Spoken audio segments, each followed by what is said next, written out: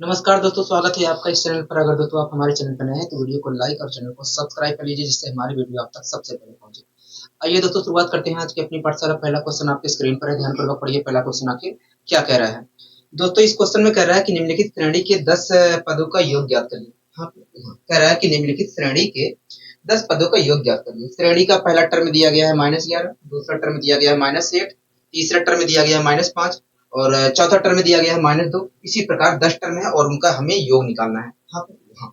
हमें ये नहीं पता है कि जो श्रेणी है किस प्रकार की श्रेणी है। केवल हमसे ये कह दिया कि भैया पहला टर्म ये है, दूसरा टर्म ये है, तीसरा टर्म ये है, चौथा टर्म ये है और इसी प्रकार अगर कुल मिलाकर 10 टर्म हो तो उन 10 टर्मों का योग ज्ञात करिए। हाँ, तो इसके लिए सबसे पहले हमें पहचानना पड़ेगा किस प्रकार की सीरीज होगी। हाँ, तो आइए सबसे पहले हम पहचानने की कोशिश करते हैं। ठीक है दोस्तों, एक बात बताइए, जो नंबरों की श्रृंखला दी गई है, जो नंबरों की श्रृंखला हमें दी गई है, उसका पहला टर्म क्या कहोगे? देखिए, जो नंबरों की श्रृंखला दी गई है उसका पहला टर्म देखा जाए तो -11 है।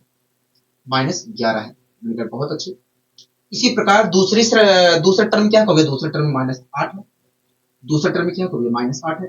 तीसरा टर्म क्या कहोगे? तीसरा टर्म देखा जाए तो -5 है। तीसरा टर्म -5 है। चौथा टर्म क्या कहोगे? चौथा टर्म देखा जाए तो -2 है। मतलब बहुत अच्छे, आप अच्छी तरीके से बता रहे हैं। ठीक है, तो कहोगे देखिए ऐसे ही कुल मिलाकर 10 टर्म है। कहोगे देखिए ऐसे ही कुल मिलाकर 10 टर्म है और इन्हीं 10 टर्मों का हमें योग निकालना है। इन्हीं 10 टर्मों का हमें योग निकालना है। कहोगे ऐसे ही कुल मिलाकर 10 टर्म है और ऐसे ही कुल मिलाकर 10 टर्म है और इन्हीं 10 टर्मों का हमें योग निकालना है। ठीक है दोस्तों, आप मुझे देखकर बताइए ये किस प्रकार की सीरीज है। ठीक है, मैंने कह दिया कि भैया ठीक है, आप कह रहे हैं कि 10 टर्मों का हमें योग निकालना है, लेकिन आप देखकर मुझे बताइए ये किस प्रकार की सीरीज है। कहोगे देखिए पहली बार पहला जो टर्म है, कहोगे देखिए जो सीरीज है इसका पहला टर्म देखा जाए तो -11 है। उसके बाद अगला नंबर है, अगला टर्म जो है -8 है। अगला नंबर -5 है, उसके बाद -2। तो कहोगे देखिए ये वास्तव में हर बार हर इस सीरीज में हर बार 3 की बढ़ोतरी हो रही है। इस प्रकार देखा जाए तो यहाँ पर हर दो क्रमागत टर्मों के बीच का अंतर 3 है और जब किसी सीरीज के दो क्रमागत टर्मों के बीच का अंतर समान होता है तो उसे हम कहते हैं समानांतर श्रेणी। मतलब ये जो सीरीज है ये कुछ और नहीं है, एक समानांतर श्रेणी है। क्या है? समानांतर श्रेणी। यह समानांतर श्रेणी है। आपको चित्र किस पता है? हो गया, हाँ हमें चित्र किस पता है। मतलब हो गया, मतलब इस समानांतर श्रेणी के 10 टर्मों का हमें योग निकालना है। इस समानांतर श्रेणी के 10 टर्मों का हमें योग निकालना है। हाँ। दोस्तों सबसे पहले आप मुझे बताइए ये एक समानांतर श्रेणी है। हो गया, हाँ। अगर ये समानांतर श्रेणी है, इसका पहला अगर ये समानांतर श्रेणी है तो इस समानांतर श्रेणी का पहला टर्म क्या होगा? इस समानांतर श्रेणी का पहला टर्म -11। आखिरी टर्म क्या होगा? हमें नहीं पता। मैंने कहा मुझे बताइए इस समानांतर श्रेणी का आखिरी टर्म है क्या? होगा देखिए अगर हमें निकालना है तो इसके लिए हमें सोल्व करना पड़ेगा। मैंने कहा सोल्व करके बताइए। मैंने आपको सिखाया है प्रोसेस से, पूरा विस्तार से। आप शॉर्ट मेथड भी जैसा मन कर रहे वैसे सोल्व करके दिखाइए। कहोगे देखिए कुल मिलाकर 10 टर्म है इस सीरीज में, कुल मिलाकर 10 टर्म है। मैंने कहा हाँ। कहोगे देखिए अगर मैं पहले टर्म को भूल जाऊं तो कुल मिलाकर 9 टर्म बचे हैं। मैंने कहा हाँ। तो देखिए हर टर्म पर देखा जाए तो 3 की वृद्धि हो रही है। इस प्रकार देखा जाए तो 9 टर्म पर 27 की वृद्धि हुई है। 27 की वृद्धि हुई होगी। मतलब हो गया, मतलब देखा जाए तो अगर 9 टर्म पर 27 की वृद्धि हुई है तो इसका मतलब यही है कि जो हमारा 10वां टर्म है पहले वाले टर्म से, पहला वाला टर्म क्या कहोगे? -11 है। पहले वाले टर्म से 27 अधिक है। क्या है? 27 अधिक है। अगर दोस्तों हमारा 10वां टर्म जो है पहले वाले टर्म से 27 अधिक है तो 10वां टर्म है क्या कहोगे? 17 है। क्या है? 17 है। क्या है? 17 है। मैंने कहा बहुत अच्छे, आपने बता दिया कि ये जो समानांतर श्रेणी है इसका 10वां टर्म 17 होगा। ठीक है, कोई दिक्कत कोई परेशानी कोई नहीं। दोस्तों आप मुझे बताइए अगर ये जो समानांतर श्रेणी है इसका इसका पहला टर्म -11 है और 10वां जो टर्म है 17 है, तब आप मुझे बताइए इस समानांतर श्रेणी का औसत क्या होगा? तो देखिए किसी भी समानांतर श्रेणी का जो औसत होता है, तो देखिए किसी भी समानांतर श्रेणी का जो औसत होता है वो पहले और आखिरी टर्म के योग के आधे के बराबर होता है। तो पहला टर्म देखा जाए तो -11 है और आखिरी टर्म देखा जाए तो 17 है और इनका अगर मैं योग करता हूं तो आएगा 6 और 6 का मैं आधा करता हूं तो आएगा 3। मतलब देखा जाए तो इस समानांतर श्रेणी का जो औसत होगा वो 3 होगा। इसका मतलब क्या है? देखिए अगर इस समानांतर श्रेणी का औसत 3 आया है तो इसका मतलब यही है कि इनमें जितने टर्म है उनमें से प्रत्येक की वैल्यू 3 है। मैंने कहा बहुत अच्छे। तो देखिए इस समानांतर श्रेणी में कुल मिलाकर 10 टर्म है, अगर उनका औसत 3 आया है तो इसका मतलब यही है कि 10 में से प्रत्येक की वैल्यू 3 है। एक बात बताइए, अगर 10 टर्मों में से प्रत्येक की वैल्यू 3 है तो दसों की वैल्यू कितनी होगी, कहोगे दसों की वैल्यू देखा जाए तो 30 होगी। मतलब अगर मतलब देखा जाए तो ये जो टर्म लिखे गए हैं इनका जो योग होगा वो वास्तव में कुल कितना होगा, कहोगे 30 होगा। क्या होगा, 30 होगा। हाँ कि नहीं? हाँ। बताइए इस क्वेश्चन में कोई दिक्कत कोई परेशानी है आपको, कहोगे नहीं इस क्वेश्चन में तो कोई दिक्कत कोई परेशानी नहीं है, क्योंकि आपने बहुत ही अच्छे तरीके से समझाने का यहाँ पर प्रयास किया है। आपने बहुत अच्छे तरीके से यहाँ पर समझाने का प्रयास किया है, उनका बहुत अच्छे समझ में आपको यहाँ तक आया, कहोगे हाँ हमें यहाँ तक समझ में आ गया। अब आइए दोस्तों हम बढ़ते हैं अपने अगले क्वेश्चन की ओर।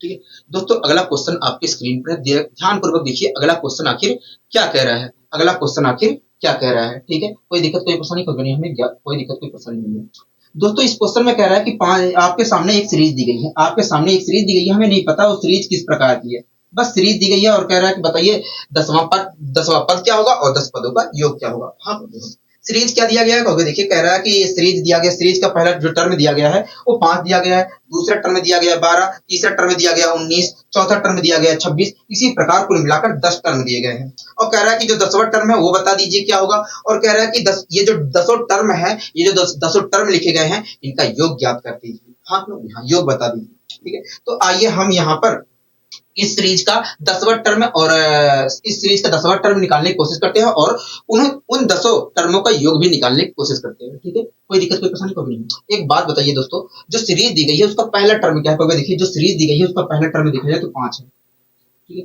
उसका पहला टर्म क्या कहोगे 5 है। दूसरा टर्म क्या कहोगे, दूसरा टर्म देखा जाए तो 12 है। दूसरा टर्म क्या कहोगे 12 है। तीसरा टर्म क्या कहोगे, तीसरा टर्म देखा जाए तो 19 है। तीसरा टर्म क्या है 19 है।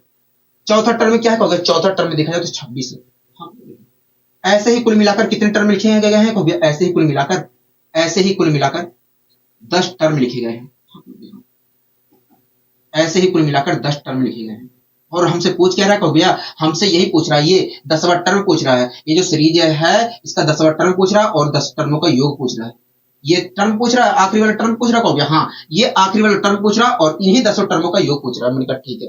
एक बात बताइए दोस्तों, मुझे ये नहीं पता कि ये जो सीरीज है ये किस प्रकार की सीरीज है, मुझे तो नहीं पता है कि ये सीरीज जो है, ये जो सीरीज लिखी गई है ये किस प्रकार की सीरीज है। सबसे पहले आप मुझे बताइए ये सीरीज किस प्रकार की है। तो देखिए पहली बार ये जो सीरीज है इसका पहला तो देखिए 1 मिनट हो गई, तिरछा जा रहा है। तो हमें देखिए ये जो सीरीज लिखी गई है इसका पहला टर्म देखा जाए तो 5 है, उसके बाद आया है 12, उसके बाद आया है 19, उसके बाद आया है 26। इस प्रकार आपने कहा कि हर बार देखा जाए तो 3 की बढ़ोतरी हो रही है, तो इस प्रकार देखा जाए तो अगर मैं ध्यानपूर्वक यहाँ पर देखता हूँ तो किन्हीं भी दो क्रमागत टर्मों के बीच का यहाँ पर अंतर सेम है। और जब किसी भी सीरीज के किन्हीं भी दो क्रमागत टर्मों के बीच का अंतर सेम होता है तो उसे हम कहते हैं समानांतर श्रेणी। मतलब ये सीरीज है ये कुछ और नहीं है, एक समानांतर श्रेणी है। समझ में आया, कहोगे हाँ हमें समझ में आ गया। ठीक है दोस्तों, ये जो समानांतर श्रेणी है इसका पहला टर्म क्या कहोगे, इसका पहला टर्म है हमारा 5 है। इसका दूसरा टर्म क्या कहोगे 12 है। तीसरा टर्म क्या कहोगे 19 है। ठीक है, तीसरा टर्म 19 है। मैंने कहा बहुत अच्छे। तो आप मुझे बताइए अगर पहला टर्म 5 है तो इसका 10वां टर्म क्या होगा। अगर ये एक समानांतर श्रेणी है और इसका पहला टर्म 5 है तो इसका 10वां टर्म क्या होगा, आखिरी टर्म क्या होगा। कहोगे देखिए अगर हमें 10वां टर्म पता करना है तो इसके लिए हमें कैलकुलेशन करना पड़ेगा। मैंने कहा कैलकुलेशन करके बताइए, इतना हार्ड तो नहीं है, बहुत आसानी से निकल जाता है। कहोगे देखिए कुल इस सीरीज में देखा जाए तो कुल मिलाकर 10 टर्म है। मैंने कहा हाँ, कहोगे देखिए अगर मैं पहले टर्म को भूल जाऊं तो बचेंगे 9 टर्म। मैंने कहा हाँ, कहोगे देखिए हर टर्म पर 7 की वृद्धि हो रही है। कहोगे देखिए हर टर्म पर 7 की वृद्धि हो रही है, तो देखा जाए तो 9 टर्म पर कुल मिलाकर 63 की वृद्धि हुई होगी। इसका मतलब क्या कहोगे, इसका मतलब यही है कि जो हमारा 10वां टर्म है पहले वाले टर्म से, पहला वाला टर्म क्या कहोगे 5 है, पहले वाले टर्म से 63 अधिक है। अगर हमारा 10वां टर्म पहले वाले टर्म से 63 अधिक है तो 10वां टर्म है क्या कहोगे 68 है। क्या है 68 है। 10वां टर्म हमारा क्या कहोगे, 10वां टर्म हमारा 68 है। 10वां टर्म क्या है 68 है। कोई दिक्कत कोई परेशानी नहीं, हमें कोई दिक्कत कोई परेशानी नहीं। ठीक है दोस्तों, जो चीज हमसे पूछा गया था उस चीज को तो हमने बता दिया। जो चीज हमसे पूछा गया था, पहला चीज हमसे यही पूछा गया था कि बताइए 10वां टर्म क्या हुआ, तो 10वां टर्म हमने निकाल दिया। ठीक है, अब हमसे और क्या पूछा गया, कहोगे हमसे ये भी कहा था कि बताइए 10 टर्मों का योग क्या होगा। ठीक है, आइए 10 टर्मों का योग निकालने की कोशिश करते हैं। दोस्तों एक बात बताइए, ये जो सीरीज है इसका पहला टर्म क्या कहोगे, इसका पहला टर्म देखा जाए तो 5 है। और 10 आखिरी टर्म क्या कहोगे, आखिरी टर्म देखा जाए तो 68 है। ठीक है, अगर दोस्तों इस सीरीज ये जो समानांतर श्रेणी है अगर इसका पहला टर्म हमारा 5 है और आखिरी टर्म हमारा 68 है, तब आप मुझे बताइए इस समानांतर श्रेणी का औसत क्या होगा। कहोगे देखिए किसी भी समानांतर श्रेणी का जो औसत होता है या एवरेज होता है पहले टर्म में और आखिरी टर्म के योग के आधे के बराबर होता है। मतलब देखा जाए तो इसका औसत जो होगा 73/2 होगा। क्या होगा, 73/2 होगा, 73/2 होगा। मैंने कहा बहुत अच्छे। इसका मतलब क्या है, अगर ये जो सीरीज है, इसका औसत 73/2 है, तो इसका मतलब क्या होगा, इसका मतलब यही है कि अगर ये जो सीरीज है इसका इसका औसत 73/2 है, तो इसका मतलब यही है कि इसमें इस सीरीज में जितने टर्म है उनमें से प्रत्येक की वैल्यू इतनी है। एक बात बताइए दोस्तों, इस सीरीज में कुल मिलाकर 10 टर्म है। अगर इन 10 टर्मों का औसत ये है, तो इसका मतलब यही है कि 10 में से प्रत्येक की वैल्यू ये है। को यहाँ एक बात बताइए, अगर 10 टर्मों में से प्रत्येक की वैल्यू ये है, तो 10 टर्मों की वैल्यू कितनी होगी, तो 10 टर्मों की वैल्यू ये होगी। हाँ, दो पंचे 10, 5 से मल्टीप्लाई करेंगे, 5 या 15 के 5 हाथ से लगे 1, 5 सत्ते 35, 1 36, क्या है 365। मतलब 10 टर्मों की वैल्यू क्या है, 365 है। अगर 10 टर्मों की कुल वैल्यू 365 है, तो मैं कह सकता हूँ कि जो सीरीज लिखी गई है, ये जो सीरीज है, ये जो इस सीरीज में जो 10 टर्म है उनका योग जो होगा 365 होगा। क्या होगा, 365 होगा। आशा करता हूँ दोस्तों ये चीजें अच्छी तरीके से समझ में आई होंगी। आशा करता हूँ दोस्तों ये चीजें अच्छी तरीके से समझ में आई होंगी। आशा करता हूँ दोस्तों कि ये चीजें अच्छी तरीके से समझ में आपको आई होंगी। ठीक है, बताइए कोई दिक्कत, कोई परेशानी इस क्वेश्चन में? नहीं, हमें कोई दिक्कत, कोई परेशानी नहीं है, आपने अच्छे तरीके से समझा दिया है। अब आइए दोस्तों हम बढ़ते हैं अपने अगले क्वेश्चन की ओर। दोस्तों अगला क्वेश्चन आप देख रहे हैं कहोगे, हाँ अगला क्वेश्चन हम देख रहे हैं। पढ़िए अगला क्वेश्चन, देखिए क्या कहना चाह रहा है कहोगे। देखिए अगला क्वेश्चन कह रहा है कि इस श्रेणी के 100 पदों का योग ज्ञात करिए। इस श्रेणी के 100 पदों का योग ज्ञात करिए। हाँ, ठीक है दोस्तों, आप यहाँ पर खुद देख रहे हो कि मैं कहीं पर भी फॉर्मूले का जिक्र नहीं कर रहा हूँ। अब मैं फॉर्मूले का जिक्र कर ही ना रहा हूँ, चाहे शुरुआती प्राकृतिक संख्या आ जाए, शुरुआती सम संख्या आ जाए, या शुरुआती विषम संख्या आ जाए, मैं जिक्र कर ही ना रहा हूँ फॉर्मूले का। हम बिना फॉर्मूले के कर रहे हैं। तो यही होता है कॉन्सेप्ट। कॉन्सेप्ट जो होता है, कॉन्सेप्ट जो हम सीखते हैं वो हर जगह अप्लाई होता है, हर जगह अप्लाई होता है, जबकि फॉर्मूला हर जगह अप्लाई नहीं होता है केवल। और उसमें हमें कारण भी नहीं पता चलता है, फॉर्मूले में हमें कारण भी नहीं पता चलता है कि आखिर ये कैसे हो रहा है, क्यों हो रहा है, कब होगा। लेकिन कॉन्सेप्ट में कॉन्सेप्ट के अंदर हमारी क्लियरिटी रहती है कि आखिर ये क्यों हो रहा है, ये कब होगा, ये कैसे होगा, और वो हर जगह काम भी करता है। ठीक है, फेल मारता नहीं है। आप इस क्वेश्चन को देखिए क्या कहना चाह रहा है। देखिए इस क्वेश्चन में कह रहा है कि श्रेणी के 100 पदों का योग ज्ञात करिए। कह रहा है कि इस श्रेणी के 100 पदों का योग ज्ञात करिए। जो श्रेणी है उसका पहला टर्म में दिया गया है 1, दूसरा टर्म में दिया गया है 4, तीसरा टर्म में दिया गया है 6, चौथा टर्म में दिया गया 5, उसके बाद 11 दिया गया, उसके बाद 6 दिया गया है, उसके बाद डॉट डॉट, ऐसे ही कुल मिलाकर 100 टर्म है और उनका हमें योग निकालना है। हाँ, हमें नहीं पता कि जो श्रेणी दी गई है किस प्रकार की सीरीज है। बस हमसे ये कह दिया कि भैया पहला टर्म ये है, दूसरा, तीसरा, चौथा, पांचवा ये है। ऐसे ही कुल मिलाकर अगर 100 टर्म है तो 100 टर्मों का योग ज्ञात करिए। हाँ, ठीक है। आइए हम चेक करने की कोशिश करते हैं कि आखिर ये किस प्रकार की सीरीज है। अगर ये समानांतर श्रेणी है तो कैसे, अगर समानांतर श्रेणी है तो हम तो योग निकाल लेंगे, अगर समानांतर श्रेणी है नहीं तो, अगर समानांतर श्रेणी ये नहीं है तो हमें समानांतर श्रेणी में चेंज करना पड़ेगा। अगर हमें समानांतर श्रेणी के तरीके से अपना निकालना है, हाँ, अगर समानांतर श्रेणी का कॉन्सेप्ट प्रयोग करके हमें निकालना है इसका उत्तर, तो हमें चेंज करना पड़ेगा समानांतर श्रेणी में। कहोगे हाँ, ठीक है। तो आइए सॉल्व करने की कोशिश करते हैं। दोस्तों आपके सामने एक सीरीज दी गई है और उस सीरीज का कह रहा है कि 100 टर्मों का योग ज्ञात करें। ठीक है दोस्तों, जो सीरीज दी गई है उसका पहला टर्म क्या कहोगे, उसका पहला टर्म में देखा जाए तो 1 है। पहला टर्म क्या कहोगे, 1 है। दूसरा टर्म क्या कहोगे, दूसरा टर्म में देखा जाए तो 4 है। दूसरा टर्म हमारा 4 है। तीसरा टर्म क्या कहोगे, तीसरा टर्म में देखा जाए तो 6 है। ऐसे ही तो लिखा है, जैसे लिखा है मैं वैसे लिख रहा हूँ। चौथा टर्म क्या कहोगे, चौथा टर्म में देखा जाए तो 5 है। छठा टर्म क्या कहोगे, छठा टर्म में देखा जाए तो 11 है। सातवां टर्म क्या है कहोगे, सातवां टर्म में देखा जाए, सातवां टर्म में देखा जाए तो 6 है। ऐसे ही कुल मिलाकर, ऐसे ही दोस्तों कुल मिलाकर 100 टर्म है। क्या है, 100 टर्म है और उनका योग हमें निकालना है। ऐसे ही कुल मिलाकर दोस्तों 100 टर्म है और उनका हमें योग निकालना है। कितना, क्या निकालना है, योग निकालना है। ऐसे ही कुल मिलाकर 100 टर्म है और हमें उनका योग निकालना है। ठीक है, कोई दिक्कत, कोई परेशानी, कोई नहीं। ऐसे ही कुल मिलाकर 100 टर्म है और उनका हमें योग निकालना है। आप मेरी बात से सहमत है कहोगे हाँ, हम आपकी बात से पूरी तरीके से सहमत है। हम आपकी बात से पूरी तरीके से सहमत हैं।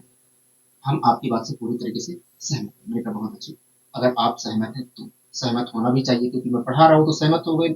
सहमत नहीं हो गए तो कैसे काम चलेगा। ठीक है, हो सकता है कभी बाई चांस गलत मुझसे निकल जाए, कुछ बोल कुछ और रहा हूँ, लिख कुछ और रहा हूँ। ठीक है, उसकी बात अलग है, लेकिन सहमत तो होना पड़ेगा। अगर बता रहा हूँ सही चीजें बता रहा हूँ, ठीक है, और कारण बता रहा हूँ उसका, अगर मैं कारण बता रहा हूँ हर चीज का, ऐसा क्यों हो रहा है, ऐसा कब होगा, तो आपको तो समझ में आ जाना चाहिए कि हाँ वास्तव में रियलिटी बताया जा रहा है, रियलिटी बताया जा रहा है, हवाबाजी कोई की नहीं जा रही है। हाँ, यहाँ तो सहमत तो होना पड़ेगा। ठीक है, अब दोस्तों एक बात बताइए, इस सीरीज के हमें 100 टर्मों का योग निकालना है। कहोगे हाँ, इस सीरीज के 100 टर्मों का हमें योग निकालना है। इस सीरीज के हमें 100 टर्मों का योग निकालना है। ठीक, तो दोस्तों आप मुझे बताइए, अगर इस सीरीज के 100 टर्मों का योग निकालना है तो सबसे पहले आप मुझे देखकर बताइए ये समानांतर श्रेणी है भी कि नहीं।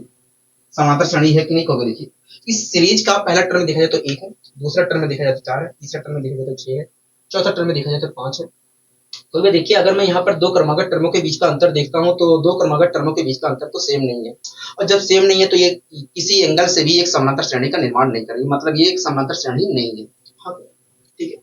अब दोस्तों कैसे, अब दिमाग लगाया जाए, हमें योग निकालना है। अब पहला तो हमारा दिमाग ये काम करता है कि भैया दिमाग लगाऊं, सारे नंबर लिख डालूं 100 तक, 100 टर्म ऐसे लिख डालूं, उसके बाद जोड़ दूं पागलों की तरह। हाँ, लेकिन दोस्तों ऐसा क्वेश्चन क्यों देगा हमें, कुछ सोचो, ऐसा क्वेश्चन हमें क्यों देगा। हाँ, कुछ तो लॉजिक होगा, कहोगे हाँ कुछ लॉजिक होगा, ठीक है। तो आइए हम यहाँ पर लॉजिक प्रयोग करने की कोशिश करते हैं। एक बात बताइए दोस्तों, अगर मैं इन दो टर्मों को जोड़ देता हूं तो क्या होगा, देखिए अगर मैं इन दोनों टर्मों को जोड़ देता हूं तो 5 आएगा, इन दोनों टर्मों को जोड़ देता हूं 5 आएगा। ये प्लस का साइन लगा दिया, कहोगे हाँ प्लस का साइन लगा दिया। इसी प्रकार दोस्तों अगर मैं इन दोनों टर्मों को जोड़ देता हूं तो क्या होगा, देखिए अगर इन दोनों टर्मों को आप जोड़ देते हो तो 11 आएगा, 11 आएगा। आपको कोई दिक्कत कोई परेशानी होगी, केवल मैं इस फॉर्मेट से इस फॉर्मेट में ला रहा हूं, ठीक है, इस फॉर्मेट से इस फॉर्मेट में ला रहा हूं, और कुछ नहीं कर रहा हूं, और मैं कुछ कर ही ना रहा हूं, केवल मैं फॉर्मेट चेंज कर रहा हूं, ठीक है। और ये कब आपको याद रहेगा, जब आप बार बार प्रैक्टिस करेंगे ना तो आपको याद रहेगा, आपको हमेशा पता रहेगा। जब नहीं बनेगा तो आप ट्राई करोगे इस प्रकार, मुझे याद है तभी तो मैं ऐसे करवा रहा हूँ, ठीक है। जब आप बार बार करेंगे तो आपको भी ध्यान रहेगा कि अच्छा ऐसे भी होता है कभी कभी कि भैया दो तीन नंबरों को जोड़कर दो तीन नंबरों को जोड़कर हो सकता है समांतर श्रेणी बन जाए। हाँ, यहाँ अगर नहीं बन रहा है तो दो तीन नंबरों को हो सकता है जोड़कर समांतर श्रेणी बन जाए। तो ये आपको कब याद रहेगा, जब आप प्रैक्टिस करेंगे, ठीक है। इसी प्रकार दोस्तों मैं प्लस ये वाला लगा देता हूँ, ये वाला प्लस लगा देता हूँ। इसी प्रकार दोस्तों मैं यहाँ पर अगले दो टर्मों को जोड़ दे रहा हूँ, तो क्या यह होगा 17 है। तो दोस्तों आप यहाँ पर देख रहे हैं कि मैं ऐसा अगर कर रहा हूं, अगर मैं ऐसा कर रहा हूं तो एक सीरीज का निर्माण हो रहा है, और वो सीरीज कुछ और नहीं है, वो सीरीज एक समांतर श्रेणी है, वो सीरीज कुछ और नहीं है, एक समांतर श्रेणी है। दोस्तों आप देख रहे हैं कि अगर मैं इस चीज को इस फॉर्मेट में, इस चीज को इस फॉर्मेट में लेके आ रहा हूं तो पहली बार मुझे 5 प्राप्त हो रहा है, उसके बाद 11 प्राप्त हो रहा है, उसके बाद 17 प्राप्त हो रहा है, इसी प्रकार आगे चलता चला जा रहा है, इसी प्रकार आगे चलता चला जा रहा है। हाँ, एक बात बताइए कहां तक जाएगा, कहोगे देखिए मैंने पूछा कहां तक ये जाएगा, कहोगे देखिए आगे ऐसे कहां तक जाएगा, कहोगे देखिए यहाँ पर देखा जाए तो हर दो टर्म मिलकर, कहोगे देखिए हर दो टर्म मिलकर, कहोगे देखिए यहाँ पर देखा जाए तो हर दो टर्म मिलकर एक टर्म का निर्माण कर रहे हैं। तो इस प्रकार देखा जाए तो 100 टर्म मिलकर 50 टर्म का निर्माण करेंगे। कितने टर्म का निर्माण करेंगे, 50 टर्म का निर्माण करेंगे। तो देखिए यहाँ पर देखा जाए तो हर दो टर्म मिलकर एक टर्म बना रहा है, हर दो टर्म मिलकर एक टर्म बना रहा है। तो इसी प्रकार 100 टर्म मिलकर 50 टर्म बनाएंगे, मतलब हो गया, मतलब ये सीरीज जो है 50 टर्म तक जाएगी, 50 टर्म तक जाएगी। कितने टर्म तक जाएगी, 50 टर्म तक जाएगी। आप मेरी बात से सहमत हो, कहोगे हाँ हम आपकी बात से सहमत हैं, हम आपकी बात से सहमत हैं। मतलब दोस्तों मैंने इस फॉर्मेट को इस फॉर्मेट में चेंज कर लिया, तो इसका मतलब अब क्या है, इसका मतलब यही है दोस्तों कि हमें इस सीरीज के 50 टर्मों का योग निकालना है। हाँ, यही तो निकालना था, कहोगे हाँ। दोस्तों हमने इस फॉर्मेट में चेंज कर लिया, हमें इसका योग निकालना था। मैंने क्या किया, योग निकालने के लिए इस फॉर्मेट को पूरा इसमें चेंज कर लिया, तो इस चेंज करने पर ये आ गया। मतलब वास्तव में देखा जाए तो मुझे इन 50 टर्मों का योग निकालना है, ठीक है, इस 50 टर्मों का योग निकालना है, ठीक है। दोस्तों आपको अच्छी तरह से पता है कि ये एक समांतर श्रेणी है और इस समांतर श्रेणी के 50 टर्मों का हमें योग निकालना है। दोस्तों ये जो समांतर श्रेणी है इसका पहला टर्म क्या होगा, इसका पहला टर्म देखा जाए तो 5 है, ठीक है। दूसरा टर्म क्या होगा, 11 है, तीसरा टर्म क्या होगा, 17 है, ठीक है। इसी प्रकार आपको जो बताइए ये अगर ये इस समांतर श्रेणी का पहला टर्म हमारा 5 है तो 50वां टर्म क्या होगा, 50वां टर्म क्या होगा, देखिए अगर हमें पता करना है 50वां टर्म तो हमें कैलकुलेशन करना पड़ेगा। मैंने कहा कैलकुलेशन करके बताइए, आप मुझे ये मत बताइए, कैलकुलेशन करके आप मुझे बताइए, कैलकुलेशन करके बताइए, कहोगे देखिए, कहोगे देखिए, कहोगे देखिए अगर मैं कुल मिला, कहोगे देखिए इस सीरीज में 50 टर्म, मैंने कहा कहोगे अगर मैं पहले टर्म को भूल जाता हूँ 49 टर्म बचेंगे, मैंने कहा हाँ, कहोगे देखिए 49 टर्म बचेंगे, मैंने कहा हाँ। कहोगे देखिए हर टर्म पर देखा जाए तो 6 की वृद्धि हो रही है, तो 49 टर्म पर देखा जाए तो 6 में 54 की 4 5 कैरी 6 चौक 24 29 294 की वृद्धि हुई होगी। इसका मतलब क्या होगा, इसका मतलब ये है कि जो हमारा 50वां टर्म है पहले वाले टर्म से 294 अधिक है, मतलब होगा, मतलब देखा जाए तो 50वां जो टर्म है 299 है, क्या है 299। आप मेरी बात से सहमत है, कहोगे हाँ हम आपकी बात से सहमत है, ठीक है। तो इस प्रकार आपने कहा कि ये 50वां जो टर्म होगा इस सीरीज का 50वां जो टर्म होगा 299। एक बात बताइए, एक बात बताइए दोस्तों, ये जो सीरीज है इसका पहला टर्म तो 5 है, ठीक है। 50वां टर्म में आखिरी टर्म में मतलब 50वां टर्म में 299 तो हो गया। हाँ, तब आप मुझे बताइए इस सीरीज का औसत क्या होगा, अगर इस सीरीज का पहला टर्म हमारा 5 है और आखिरी टर्म हमारा 299। तो इस सीरीज का औसत क्या होगा? देखिए किसी भी समानांतर श्रेणी का औसत जो होता है पहले पहले और आखिरी टर्म के आधे के बराबर होता है। मतलब देखें तो इस सीरीज का जो औसत होगा 304/2 होगा। आप डिवाइड करना चाह रहे हो तो डिवाइड भी कर सकते हैं, जरूरी नहीं है। और डिवाइड नहीं करना चाह रहे हो तो मत डिवाइड करिए, बाद में हम डिवाइड कर लेंगे। 304/2 होगा। अगर दोस्तों इस सीरीज का औसत 304/2 है तो इसका मतलब क्या होगा? इसका मतलब यही है, अगर इस सीरीज का औसत 304/2 है तो इसका मतलब यही है कि इनमें से प्रत्येक टर्म की वैल्यू 304/2 है। एक बात बताइए दोस्तों, इसमें कुल मिलाकर 50 टर्म थे। अगर 50 टर्मों का औसत 304/2 है तो इसका मतलब तो यही हुआ कि 50 में से प्रत्येक की वैल्यू 304/2 है। तो हाँ, एक बात बताइए, अगर 50 टर्म में से प्रत्येक की वैल्यू ये है तो 50 टर्म की वैल्यू क्या होगी? 50 टर्म की वैल्यू ये होगी। अब बुरा भाग कर लेते हैं दोस्तों, 2 से काटूंगा 50 को तो 25 आएगा। 25 चौके 100 की 0, 25 चौके 100 डबल 0, 25 या 75 76। इस प्रकार दोस्तों देखा जाए तो 50 टर्म की वैल्यू क्या होगा? 7600 है। अगर दोस्तों 50 टर्मों की वैल्यू 7600 है तो मैं कह सकता हूं कि भैया ये जो सीरीज है इसका योग जो होगा 7600 होगा। क्या होगा? 7600 होगा।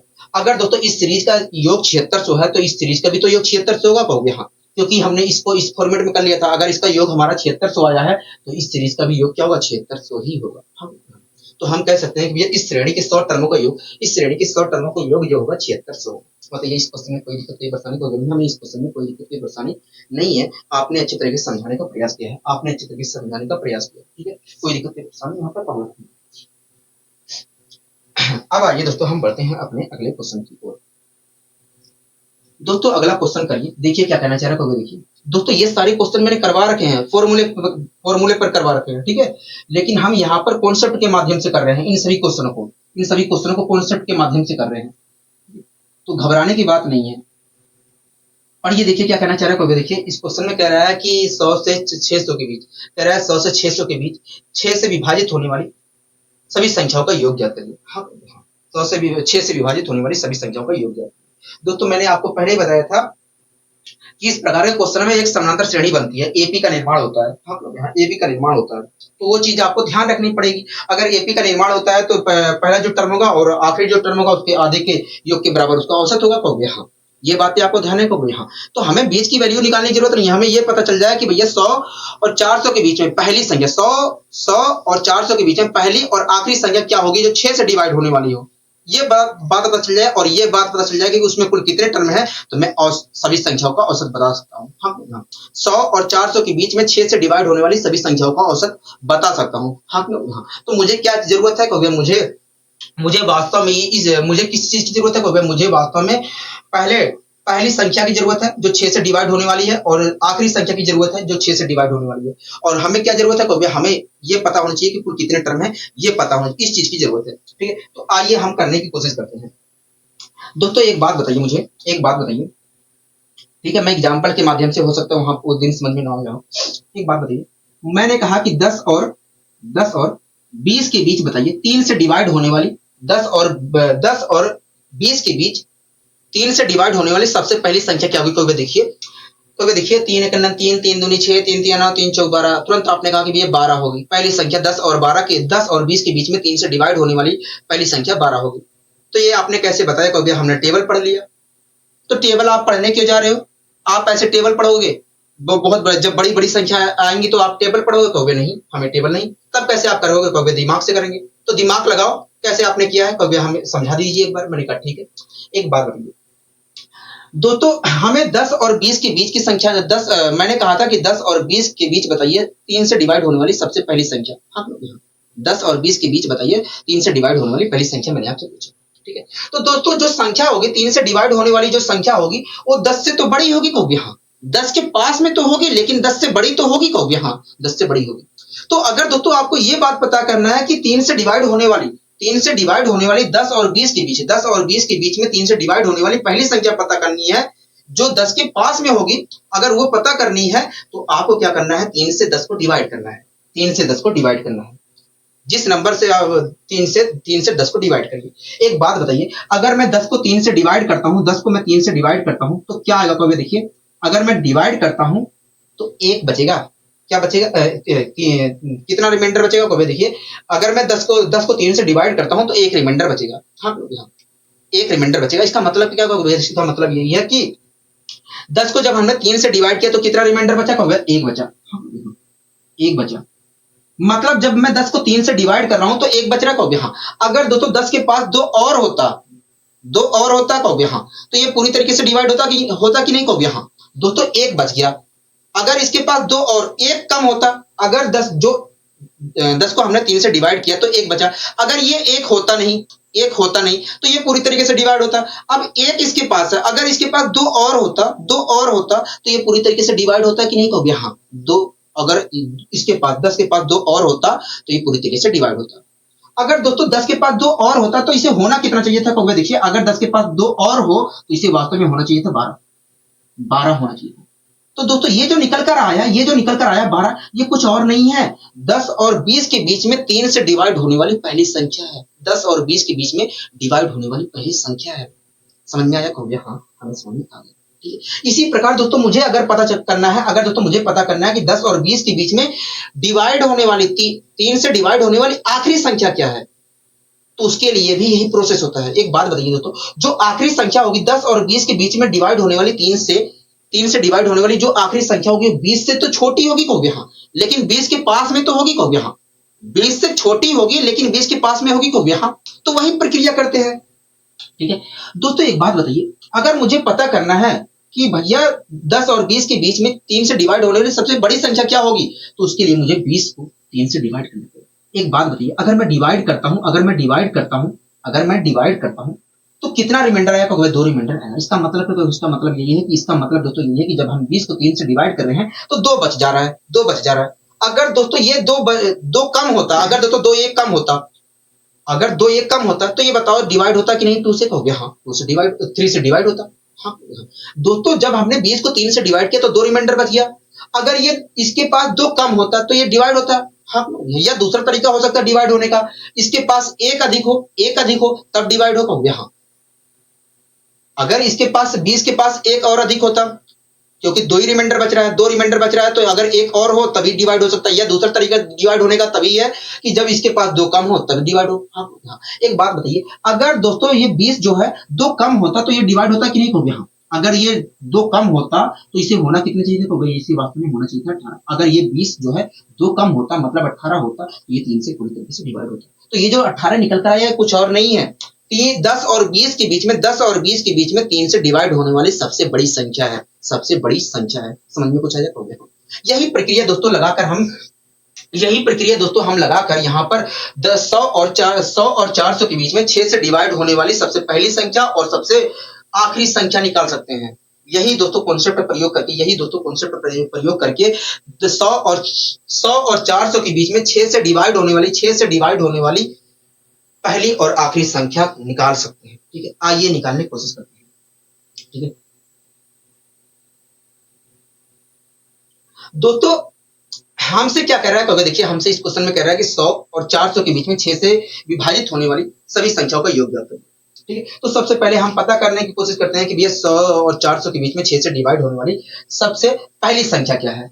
अगर मुझे पहली संख्या पता करना है 100 और 600 के बीच में 100 और 400 के बीच में 6 से डिवाइड होने वाली पहली संख्या पता करना है, तो मुझे वास्तव में 100 को 6 से डिवाइड करना पड़ेगा। मैं ऐसा इसलिए कह रहा हूं क्योंकि जो पहली संख्या होगी 100 और 400 के बीच में जो पहली संख्या होगी वो वास्तव में 100 से तो बड़ी होगी लेकिन 100 के पास में होगी, इसलिए मैं 6 से इसे डिवाइड कर रहा हूँ। ठीक है, अब दोस्तों अगर मैं डिवाइड करता हूँ 6 से, तो रिमाइंडर क्या आएगा? देखिए जब आप डिवाइड करोगे तो 6 के अंदर 6 4 बचा, यहाँ पर गया 6 6 36, 4 रिमाइंडर बच रहा है हाँ। दोस्तों जब मैंने डिवाइड किया तो 4 रिमाइंडर बच रहा है, मतलब ये क्या है? 4 अगर रिमाइंडर बच रहा है तो इसका मतलब क्या है कि 4 फालतू है हाँ। 4 फालतू है। अगर दोस्तों इसके पास 2 और होता, 4 बच रहे हैं कहोगे हाँ, 4 बच रहे हैं। अगर 2 और होता तो बताओ ये 100 जो है डिवाइड होता कि नहीं कहोगे हाँ।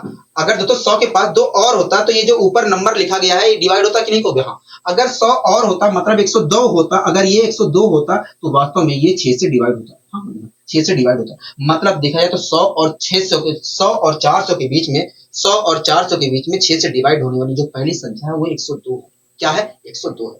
आप मेरी बात से सहमत है कहोगे हाँ, हम आपकी बात से सहमत है। ये तो बात हमें पता चली कि भैया 100 और 400 के बीच में 6 से डिवाइड होने वाली पहली संख्या 102 है। ठीक है, कोई दिक्कत कोई परेशानी कोई नहीं।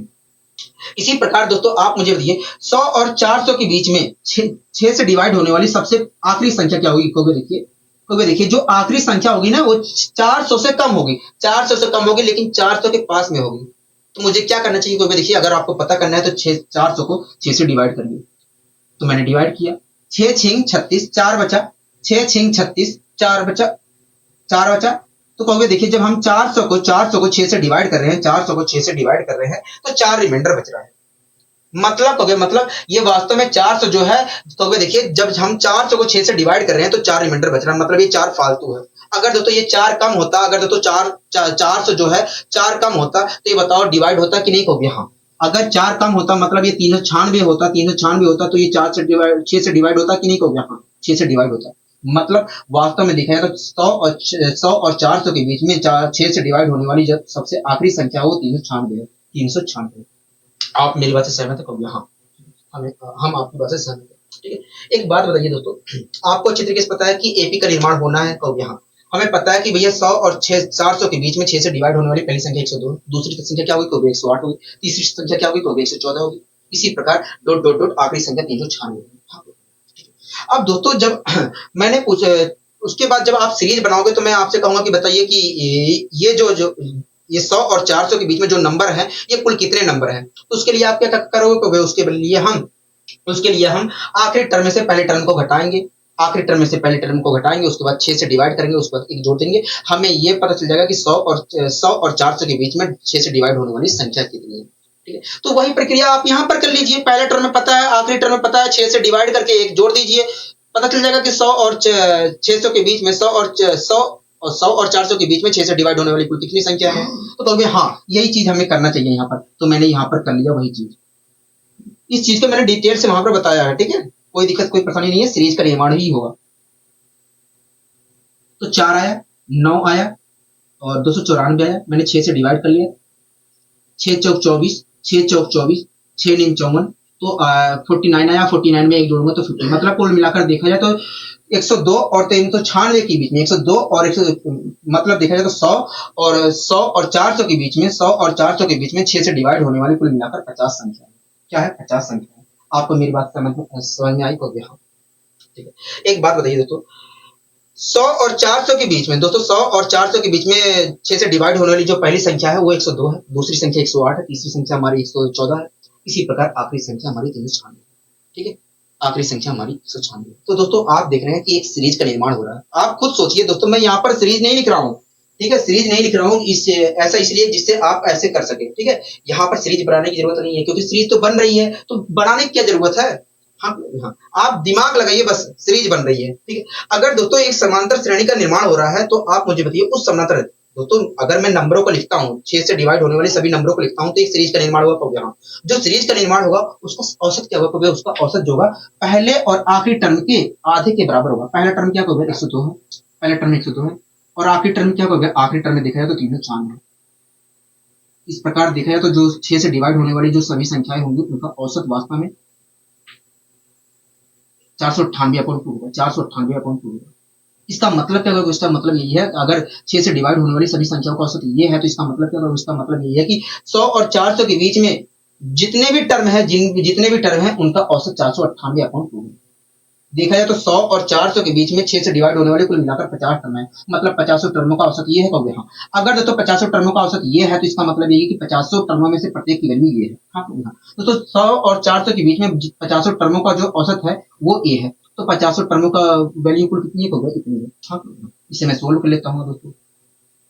2 25, 25 अट्ठे कितना होता है? कहोगे 25 अट्ठे देखा जाए तो 200 होता है, 200 को 0, 20 कैरी। ठीक है, 25 नवैया में 225 होता है, 225 में अगर मैं 20 जोड़ता हूँ तो 245 आएगा, 245 का 5 24 बचा, 25 चौके 100, 25 चौके 100 और 124, 124 तो क्या है? 124, 124 50 आया। हाँ, 124 50 आया, 124 50 आया,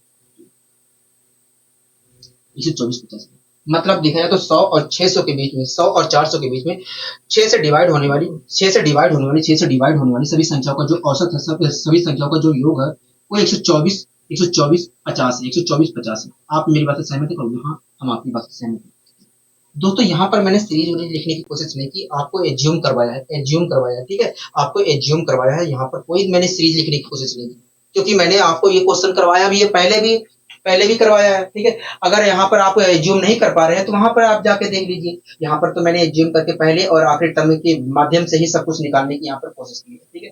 जब आप ऐसा करेंगे तभी आप तेजी से कर सकते हैं, क्योंकि सीरीज लिखने का कोई फायदा नहीं है। अगर बाई चांस मुझे किताब में सीरीज दी गई है, समानांतर श्रेणी दी गई है, तो मैं लिखूंगा पागलों की तरह कहोगे नहीं, क्योंकि हमें वास्तव में पहले और आखिरी टर्म से ही मतलब होता है, पहले और आखिरी टर्म से मतलब होता है, और कुल कितने टर्म है इससे ही मतलब होता है, तो मैं क्यों बिना फालतू में सीरीज लिखने जाऊं। आप लोग यहाँ सीरीज लिखने में क्यों जाऊं, जब मुझे पता है कि ये समांतर श्रेणी की बात हो रही है, समांतर श्रेणी बनेगी, तो मुझे पहले और आखिरी टर्म का से मतलब है, कुल टर्मों से मतलब है, तो मैं क्यों लिखने जाऊं पागलों की तरह। आप लोग तो यही प्रक्रिया हमने यहाँ पर किया है, ठीक है। अब आइए दोस्तों हम बढ़ते हैं अपने अगले क्वेश्चन की ओर। दोस्तों अगला क्वेश्चन देखिए क्या कहना चाह रहा है, देखिए अगला क्वेश्चन कह रहा है कि 1 तथा 200 के बीच सभी इंटीजर का योग ज्ञात करिए जो 7 से गुणा हो, मतलब 7 से विभाजित होने वाली सभी संख्याओं का योग निकालना है। कहोगे हाँ, कह रहा है 1 और 200 के बीच, कह रहा है 1 और 200 के बीच 7 से डिवाइड होने वाली सभी संख्याओं का औसत क्या होगा, ठीक है। कह रहा है 1 और 200 के बीच सभी सभी 7 से डिवाइड होने वाली सभी संख्याओं का, कह रहा है 1 और 200 के बीच 7 से डिवाइड होने वाली सभी संख्याओं का औसत क्या है। दोस्तों आप मुझे बताइए 1 और 200 के बीच 1 और 200 के बीच 7 से डिवाइड होने वाली सबसे पहली संख्या क्या होगा। क्योंकि देखिए अगर मैं 1 से 7 को डिवाइड करता हूं तो एक रिमाइंडर आ रहा है, इसका मतलब क्या होगा, इसका मतलब यही है कि जब हम 1 को डिवाइड कर रहे हैं 7 से तो एक रिमाइंडर आ रहा है, इसका मतलब यही है कि इसे डिवाइड ऊपर वाली संख्या को डिवाइड करने के लिए 6 की कमी है। अगर तो इसके पास 6 और होता, अगर तो इसके पास 6 और होता तो ये पूरी तरीके से डिवाइड होता कि नहीं, हो गया हाँ, मतलब हो गया, मतलब ये अगर 7 होता, अगर ये 7 होता तो ये पूरी तरीके से डिवाइड होता, मतलब देखा जाए तो 1 और 200 के बीच में 7 से डिवाइड होने वाली पहली संख्या जो होगी 7 होगी, पहली संख्या 7 होगी। और ये वास्तव में निकालने की जरूरत नहीं थी, ये तो आप तुरंत बता सकते हैं कि 1 और 200 के बीच में 7 से डिवाइड होने वाली पहली संख्या क्या होगी, ये निकालने की जरूरत नहीं थी, ये तो अपने आप ही देख के बता सकते हो। हाँ, ये तो हर कोई बता सकता है कि 1 और 200 के बीच में 7 से डिवाइड होने वाली पहली संख्या क्या होगी, 7 होगी, ठीक है। ये तो हमने वैसे निकाल दिया, मैंने वैसे बता दिया, ठीक है। इसी प्रकार आप मुझे बताइए 1 और 200 के बीच में 7 से डिवाइड होने वाली आखिरी संख्या क्या होगी। क्योंकि देखिए आखिरी संख्या यहाँ पर अगर हमें पता करना है कि 1 और 200 के बीच में 7 से डिवाइड होने वाली आखिरी संख्या क्या होगी, तो उसके लिए हमें 200 को 7 से डिवाइड करना पड़ेगा। मैंने कहा ऐसा क्यों, क्योंकि देखिए क्योंकि ऐसा इसलिए क्योंकि जो 7 से डिवाइड होने वाली संख्या होगी वो 200 से कम होगी, 200 से कम होगी, लेकिन 200 के पास होगी, इसलिए हमें चेक करना पड़ेगा 200 को डिवाइड करके। मैंने कहा ठीक है, तो मैंने डिवाइड किया, 7 दूनी 14, कितना बचा, हो गया 6 बचा, 6 यहाँ पर गया, 7 8 56, 4 बच गया रिमाइंडर। हाँ दोस्तों 4 इसलिए बच रहा है क्योंकि ये 4 फालतू है, अगर 4 ये कम होता तो ये पूरी तरीके से डिवाइड होता कि नहीं, हो गया हाँ, पूरी तरीके से डिवाइड होता, पूरी तरीके से डिवाइड होता, मतलब हो गया, मतलब अगर ये 196 होता, 196 होता तो ये पूरी तरीके से डिवाइड होता। बताइए कोई दिक्कत नहीं, मतलब देखा जाए तो 1 और 200 के बीच में 7 से डिवाइड होने वाली आखिरी संख्या 196 और पहली संख्या हमारी 7, ठीक है। अगर मैं यहाँ पर एपी का एक निर्माण करना चाहता हूँ तो अगर मैं सीरीज यहाँ पर बनाना चाहता हूँ तो एक सीरीज का निर्माण होगा जिसे हम एपी कहेंगे, ठीक है। बना दो, कहोगे बना दीजिए, पिछले वाले क्वेश्चन में क्लियरिटी भी आ जाएगी, ठीक है, पिछले वाले क्वेश्चन के अंदर क्लियरिटी भी आ जाएगी, और यहाँ अगर मैं बना देता हूँ यहाँ पर तो ठीक है, बना दो, कहोगे हाँ बना दो, वास्तव में बनाने की जरूरत भी नहीं है, ठीक है, बना देता हूँ। दोस्तों 1 और 200 के बीच में 7 से डिवाइड होने वाली पहली संख्या क्या होगी, 7 है, दूसरी संख्या क्या होगी, कहोगे 14 होगी, तीसरी संख्या क्या होगी, कहोगे तीसरी संख्या 21 होगी। इसी प्रकार आखिरी संख्या क्या होगी 1 और 200 के बीच में 7 से डिवाइड होने वाली, कहोगे 196 होगी, हाँ 196 होगी, ठीक है, कोई दिक्कत नहीं, परेशान कहोगे यही तो होगी, कहोगे हाँ यही होगी, ठीक है, यही तो होगी, कहोगे हाँ यही होगी, यही होगी। दोस्तों हमसे कह रहा था कि 1 और 200 के बीच में ये सभी नंबर क्या है, 1 और 200 के बीच के नंबर है, कहोगे हाँ, और 7 के मल्टीपल है या 7 के गुणज है, कहोगे हाँ। कह रहा है कि 1 और 200 के बीच में 1 और 200 के बीच में 7 से डिवाइड होने वाली सभी संख्याओं का योग क्या होगा, ठीक है, मतलब हमें इनका योग निकालना है, हाँ ठीक है। आप मुझे बताइए इसमें कुल कितने टर्म है, ये जो 1 से 200 के बीच में जितने जो टर्म लिखे गए हैं इनका ही योग निकालना है, कहोगे हाँ, तो ये कितने टर्मों का हमसे योग पूछ रहा है, कहोगे देखिए अगर हमें ये पता करना है कि कुल कितने टर्म का, कहोगे देखिए अगर हमें ये पता करना है कि कुल इसमें कितने टर्म है जिनका योग निकालना है, तो उसके लिए हमें प्रोसेस करना पड़ेगा। मैंने कहा बताइए, कहोगे देखिए यहाँ पर मुझे दिख रहा है, कहोगे देखिए यहाँ पर अगर मैं ध्यान पूर्वक देखूं तो ये किसी नंबर के मल्टीपल की सीरीज है, क्योंकि पहली बार आया 7, उसके बाद आया 14, उसके बाद 21 आया है, ऐसे चलते जा रहा है, तो इस प्रकार देखा जाए तो किसी एक नंबर के मल्टीपल की सीरीज है, और जब किसी नंबर के मल्टीपल की सीरीज होती है तो हमें बहुत आसान होता है, हम आसानी से बता सकते हैं कि ये उस सीरीज में कितने टर्म है। मैंने कहा कैसे, कहोगे देखिए हम डायरेक्ट डिवाइड कर दे रहे हैं, हम डायरेक्ट डिवाइड कर दे रहे हैं इस नंबर को। तो वे 7 एक 7 है, तो वे देखिए 7 एक 7, तो वे देखिए 7 एक 7 बचा हमारा।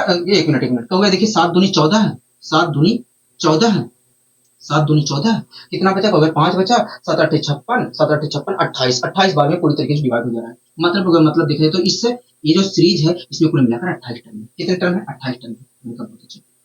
मैंने कहा बहुत अच्छा।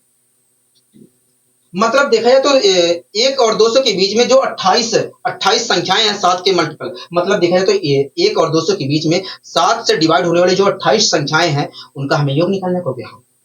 तो दोस्तों आप यहाँ पर देख रहे हैं कि 7 1 और 200 के बीच में जो 7 से डिवाइड होने वाली संख्याएं हैं वो एक एपी का निर्माण कर रहे हैं, एपी का निर्माण कर रहे हैं। अगर दोस्तों ये एपी का निर्माण कर रहे हैं तो आप मुझे बताइए इस एपी का औसत क्या होगा? देखिए किसी भी समानांतर श्रेणी का जो औसत होता है पहले और आखिरी टर्म के जोड़ के आधे के बराबर होता है। तो पहला टर्म इस समानांतर श्रेणी का पहला टर्म देखा जाए तो 107 है और आखिरी टर्म देखा जाए तो 196 है। और इनका अगर मैं योग निकालता हूँ, इनका योग निकालता हूँ तो 203 है। इनका अगर मैं योग का आधा करता हूँ तो 203/2 आएगा। मतलब इस समानांतर श्रेणी का जो औसत होगा 203/2 होगा। हाँ, 203/2 होगा। इसका मतलब क्या है? अगर इस समानांतर श्रेणी का औसत 203/2 है तो इसका मतलब क्या होगा? इसका मतलब यही है कि इस सीरीज में जितने टर्म हैं उनमें से प्रत्येक की वैल्यू 203/2 है। एक बात बताइए, इस सीरीज में कुल मिलाकर 28 टर्म है। अगर 2800 टर्मों का औसत यह आया है तो इसका मतलब यही है कि 2800 में से प्रत्येक की वैल्यू ये है। तो यहाँ एक बात बताइए, अगर 2800 में से प्रत्येक की वैल्यू ये है तो 2800 की वैल्यू कितनी होगी? 2800 की वैल्यू इतनी है। क्या होता है?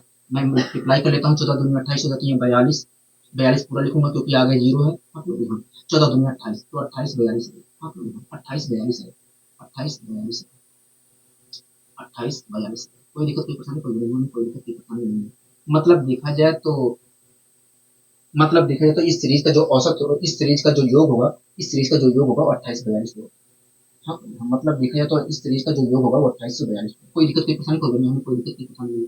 अगर इस सीरीज का योग 2842 है तो मैं कह सकता हूँ कि भैया 1 और 200 के बीच में 1 और 200 के बीच में 7 से डिवाइड होने वाली सभी संख्याओं का जो योग है वो 2842 है। क्या है? 2842। हाँ, तो दोस्तों आप खुद देख रहे हैं कि वास्तव में इस सीरीज का मुझे कोई लेना देना था ही ना। इस सीरीज से मुझे वास्तव में लेना देना कुछ था ही ना, क्योंकि मुझे पहले टर्म से मतलब है, आखिरी टर्म से मतलब है, और ये इस बात से मतलब है कि उस सीरीज में कुल कितने टर्म है, उस सीरीज में कितने टर्म है, उसी चीज से मतलब है। ठीक है, कोई दिक्कत, कोई परेशानी होगी नहीं, हमें कोई दिक्कत, कोई परेशानी नहीं है। अच्छे तरीके से आपने समझा दिया है, बस इतना ही काफी है। अब आइए दोस्तों हम बढ़ते हैं अपने अगले क्वेश्चन की ओर। दोस्तों आप इस क्वेश्चन को देख रहे हैं, हाँ इस क्वेश्चन को हम देख रहे हैं। इस क्वेश्चन को आप देख रहे हैं, हाँ इस क्वेश्चन को देख रहे हैं। आप इस क्वेश्चन को पढ़िए, देखिए क्या कहना चाह रहा है। देखिए इस क्वेश्चन को अगर मैं पढ़ता हूँ तो लिखा है कि निम्नलिखित का मान ज्ञात करिए। कह रहा है निम्नलिखित का मान ज्ञात करिए। हाँ, आपके सामने एक नंबरों की श्रृंखला लिखी गई है और कह रहा है कि बताइए, कह रहा है कि निम्नलिखित का ज्ञान नहीं, निम्नलिखित का मान ज्ञात करिए। हाँ, कह रहा है कि 1 - 2 - 3 plus 2 - 3 - 4 plus dot dot dot, ऐसे ही कुल मिलाकर 50 टर्म तक लिखा गया, ऐसे ही कुल मिलाकर 50 टर्म तक लिखा गया। और कह रहा है कि बताइए इसका योग क्या होगा, इसका योग क्या होगा। हाँ, इसका योग क्या होगा।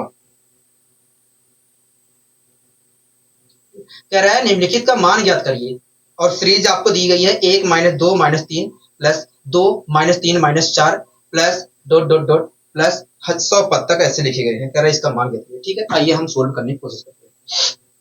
दोस्तों आपके सामने एक सीरीज लिखी गई है, उस सीरीज का पहला टर्म क्या दिया है? इस सीरीज का पहला टर्म 1 दिया है।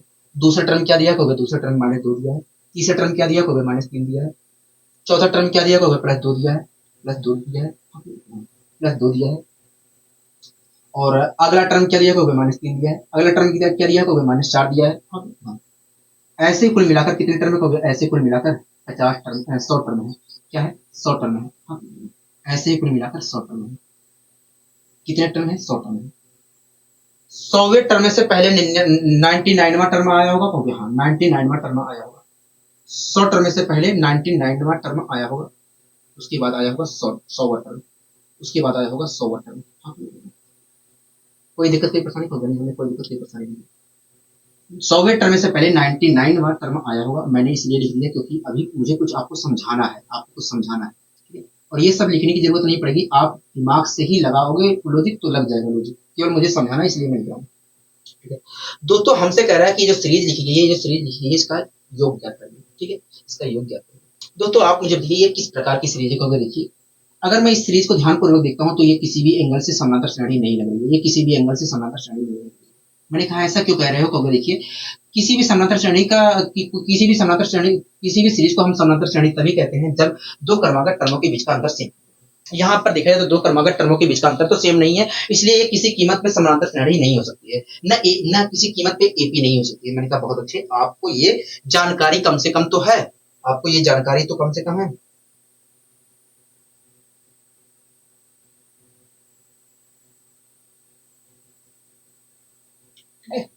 अब अगर समांतर श्रेणी नहीं है लेकिन मुझे समांतर श्रेणी का कॉन्सेप्ट लगाना है, समांतर श्रेणी का कॉन्सेप्ट लगाना है तो मुझे समांतर श्रेणी बनाना पड़ेगा। तो यहाँ तो अब आइए बनाने की कोशिश करते हैं। ठीक है, एक बात बताइए दोस्तों, यहाँ पर दो वही लगेगा जो हमने पिछले क्वेश्चन में लॉजिक लगाया था ना, दो दो टर्म को जोड़कर वही लॉजिक लगेगा। अगर मैं यहाँ पर दोस्तों तीनों टर्म को जोड़ देता हूँ, इन तीनों टर्म को जोड़ देता हूँ, इन तीनों टर्म को जोड़ देता हूँ तो क्या होगा देखिए, -2 -3 -5 होता है और -5 में से एक जोड़ देंगे, -5 में एक जोड़ेंगे तो आएगा -4, -4 आएगा। मैंने कहा ठीक है। इसी प्रकार ये प्लस लगा लिया, हो गया, हाँ प्लस लगा लिया, प्लस लगा लिया, ठीक है। इसी प्रकार एक मिनट 4 के बाद, ठीक है। यहाँ पर दोस्तों क्या, अच्छा ठीक है, एक मिनट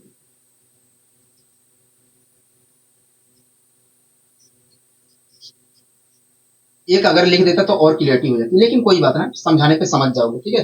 अगर मैं एक स्टेप और लिख देता तो और ज्यादा क्लियरिटी आ जाती, क्योंकि एकदम साफ साफ दिखाई देता, एकदम साफ साफ दिखाई देता, ठीक है। लेकिन कोई बात नहीं, मैं बोल दूंगा उतना तो समझ सकते हो, ठीक है। इसी प्रकार से तो अगर मैं इन तीनों टर्म को जोड़ता हूँ, अगर मैं इन तीनों टर्म को जोड़ता हूँ तो क्या होगा देखिए, 4 3 7, 7 में -7 में अगर मैं 2 जोड़ता हूँ, -7 में अगर 2 जोड़ता हूँ तो -5 आएगा, क्या आएगा, -5 आएगा। तो दोस्तों इसको जोड़ा -4 आया, इसको जोड़ूंगा -5 आ रहा है। इसी प्रकार दोस्तों अगला जो तीन टर्म आएगा, इसी प्रकार दोस्तों अगला जो तीन टर्म आएगा उनको जब जोड़ूंगा तो -6 आएगा, क्या आएगा, -6 आएगा। आप मेरी बात से सहमत हो गए, हाँ हम आपकी बात से सहमत हैं। आप मेरी बात से सहमत हो गए, हाँ हम आपकी बात से सहमत, हम आपकी बात से सहमत, ठीक है। दोस्तों एक बात बताइए, आप यहाँ पर देख रहे हैं, एक बात बताइए, मैं 100वां जो टर्म है उसे भूल जाओ फिलहाल के लिए, 100वां टर्म में भूल जाओ फिलहाल के लिए, ठीक है। दोस्तों पहली बार मैंने सोल्व किया तो -4 आया, दूसरी बार -5 आया, तीसरी बार -6 आया। तो ऐसे ही 99 टर्म तक अगर मैं करता हूं तो कुल कितनी बार आएगा कहोगे देखिए। अगर दोस्तों पहली बार मैंने दोस्तों सोल्व किया -4 आया, दूसरी बार -5 आया, तीसरी बार -6 आया, तो ऐसे ही बताइए 99 टर्म तक ऐसी कितनी बार आएगा कहोगे देखिए। तीन टर्म मिलकर एक टर्म बना रहे हैं, अगले तीन टर्म मिलकर एक टर्म बना रहे हैं, तो इस प्रकार देखेगा तो 99 टर्म मिलकर 33 टर्म का निर्माण करेंगे। मतलब हो गया, मतलब देखें तो ऐसा आएगा, ऐसा कुल मिलाकर, ऐसे कुल मिलाकर, ऐसे कुल मिलाकर 33 टर्म तक आएगा, क्या आएगा, 33 टर्म तक आएगा, ऐसे कुल मिलाकर 33 टर्म तक आएगा। हाँ केवल मैं यहाँ तक बात किया हूँ, ठीक है। ऐसे कुल मिलाकर कहाँ तक आएगा, 33 टर्म तक आएगा। आप मेरी बात से सहमत कहोगे, हाँ हम आपकी बात से सहमत हैं, हम आपकी बात से सहमत हैं। दोस्तों एक बात करिए, 100वां टर्म क्या होगा, 100वां टर्म क्या होगा देखिए। दोस्तों आप यहाँ पर ध्यानपूर्वक देखिए, मैं कुछ नहीं कह रहा हूँ, मैं आपसे कुछ नहीं कह रहा हूँ, ठीक है। आप केवल ध्यानपूर्वक देखिए, आप केवल ध्यानपूर्वक देखिए, आप केवल ध्यानपूर्वक देखिए।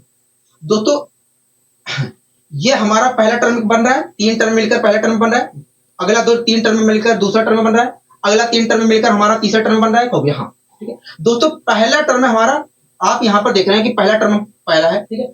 दूसरा जो टर्म है ये पूरा दूसरा टर्म हमारा दूसरा है, इसी प्रकार तीसरा जो है तीसरा टर्म होगा, हो गया, हाँ तीसरा जो हमारा तीसरा टर्म होगा। इसी प्रकार दोस्तों एक मिनट हो गया,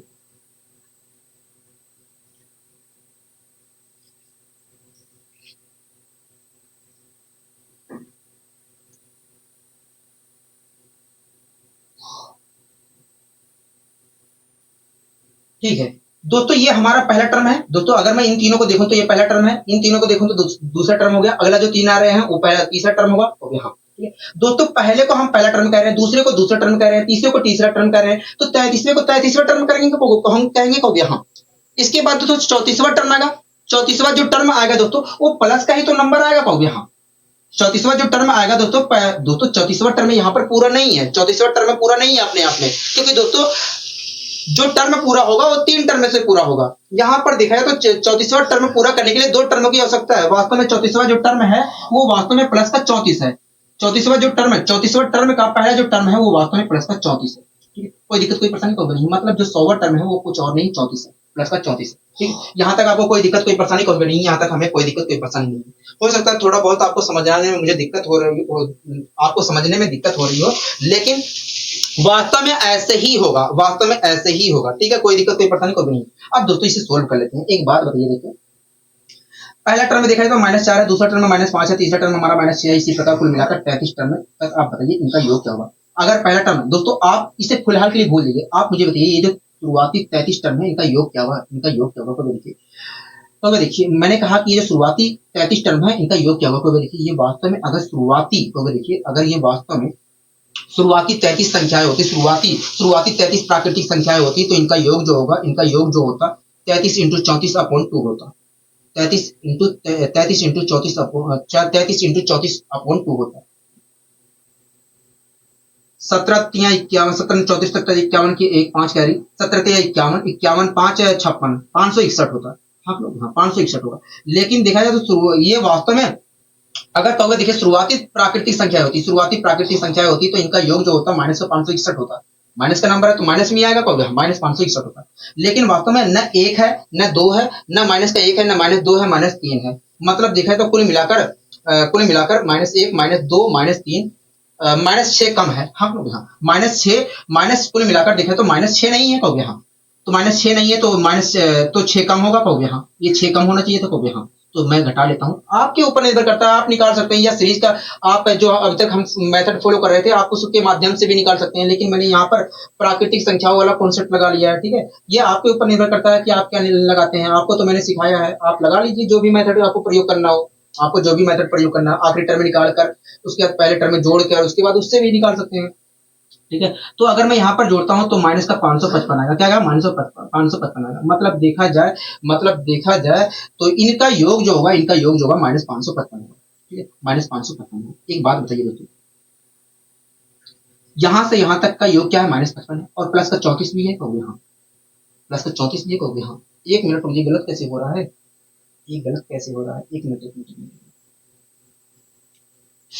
एक मिनट।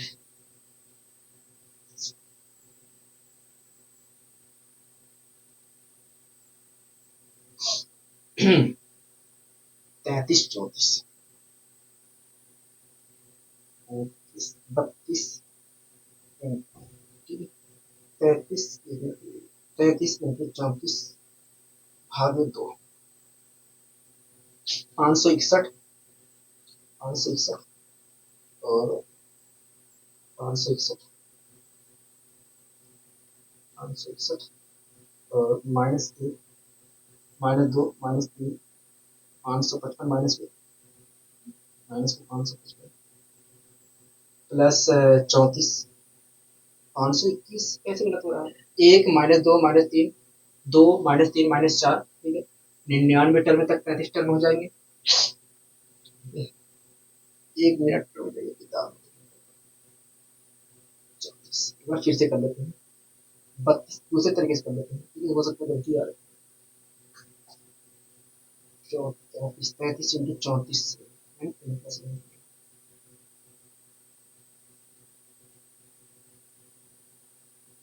32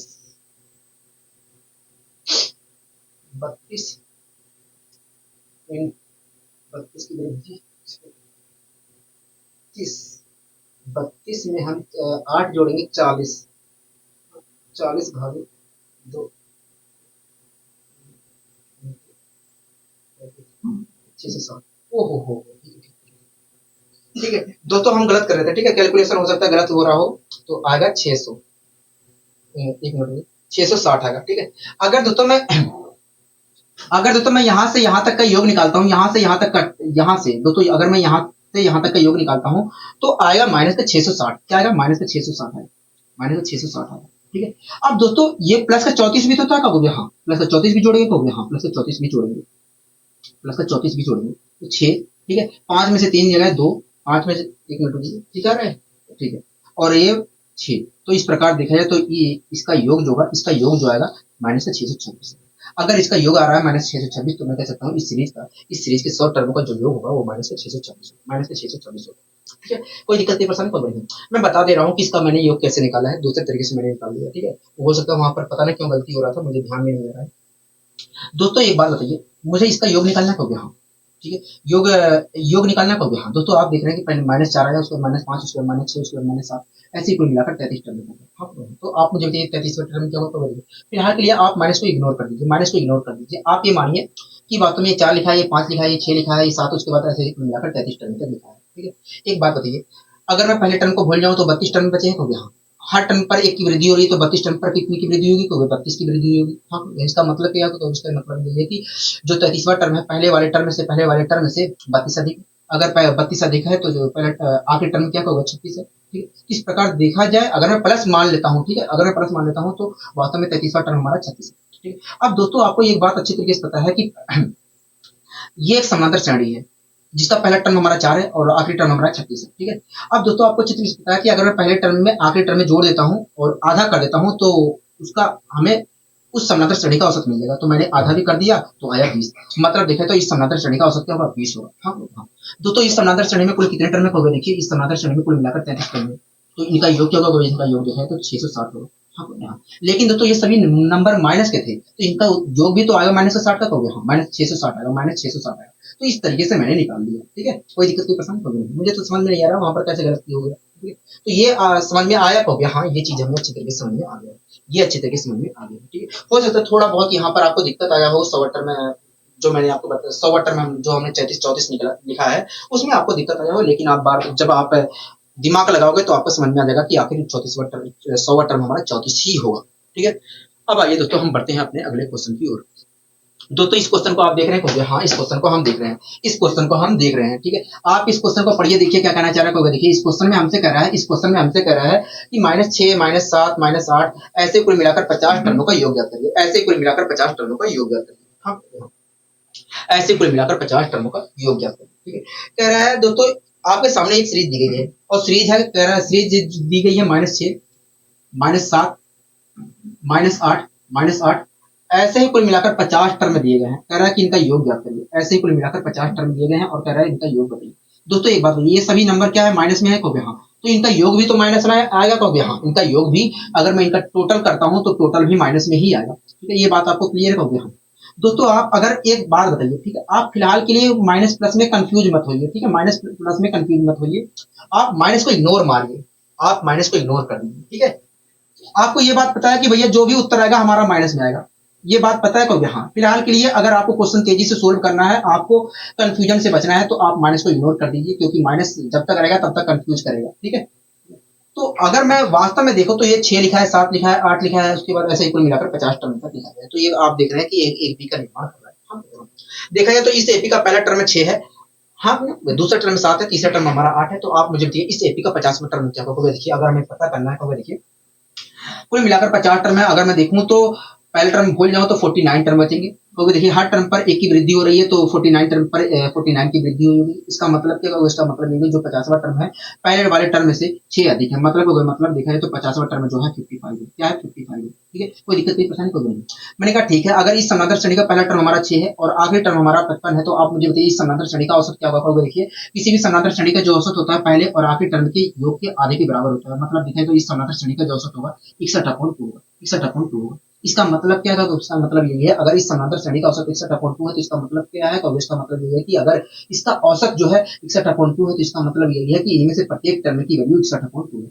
एक बात बताइए दोस्तों, इस सीरीज में कुल मिलाकर 50 टर्म थी। अगर 50 टर्म का औसत 61.2 है, 50 टर्मों का औसत 61.2 है, तो इसका मतलब ये है कि 50 टर्म में से प्रत्येक की वैल्यू 61.2 है। अगर 50 टर्म में से प्रत्येक की वैल्यू 61.2 है तो प्रत्येक तो सबकी वैल्यू कितनी होगी? तो कितनी होगी?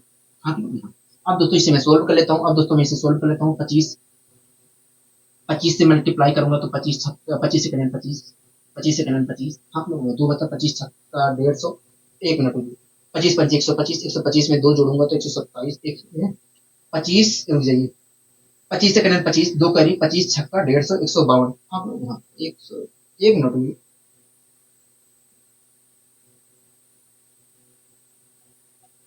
एक मिनट रुकिए, गलती हो रही है क्या?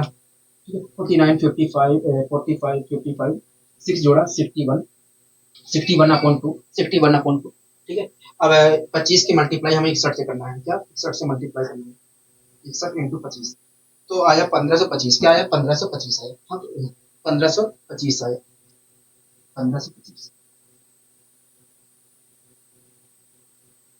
तो दोस्तों मैंने माइनस को इग्नोर किया था। अब माइनस हमें पता है कि भैया अगर मैं माइनस को इग्नोर करता हूँ तो 1525 आएगा, 1525 आएगा। लेकिन माइनस में उत्तर आना चाहिए था। हाँ, इस प्रकार कह सकते हैं कि भैया ये जो 50 उत्तर में है इनका जो योग होगा, इनका योग जो होगा माइनस 1525 होगा, माइनस 1525 होगा, माइनस 1525 होगा। एक बार मैं चेक कर लेता हूँ कि वास्तव में गलती तो नहीं हुई है, क्योंकि उत्तर मैच नहीं कर रहा है। ठीक है, मैं सही भी कर देता हूँ, लेकिन मैं चेक कर ले रहा हूँ, मैं सही भी कर दे रहा हूँ लेकिन चेक कर ले रहा हूँ फिलहाल के लिए। -6 -7 49 6 49 की वृद्धि हुई है, 49 +12 61 अपॉन 2। ठीक है, कुल कितने टर्म है, कुल टर्म देखा है तो 50 टर्म है, इंटू 50। ठीक है, सही है हमारा उत्तर। ठीक है, कोई दिक्कत कोई परेशानी को नहीं, हमें यहाँ तक कोई दिक्कत कोई परेशानी नहीं है। आपने अच्छे तरीके से समझाने की कोशिश की, आपने अच्छे तरीके से समझाने की कोशिश की है। ठीक है, आपने अच्छे तरीके से समझाने की कोशिश की है। मैंने कहा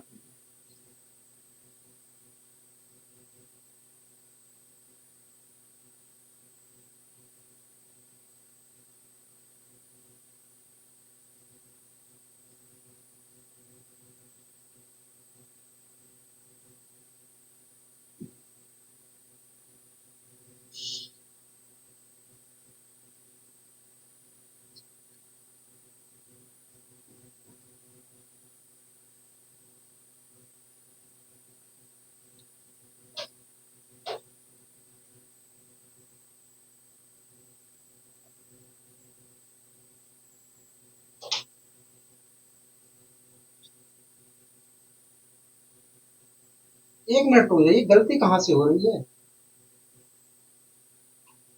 गलती कहाँ से हो रही है, गलत हो रहा है 1200। 1 मिनट रुकिए।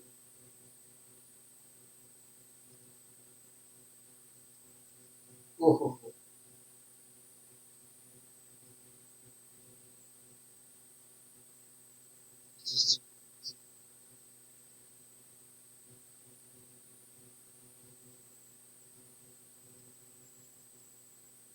ओहो, तभी कह रहा हूँ कहाँ गलती हो रही है।